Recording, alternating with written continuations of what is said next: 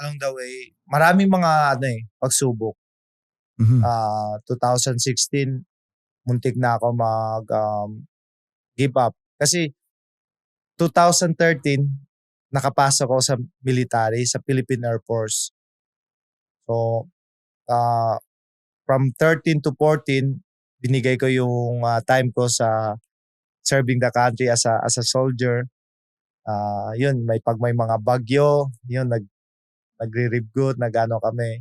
So, and then 15, bumalik po ako sa boxing. Yun, nanalo naman ako ng mga tournaments, SEA Games Gold.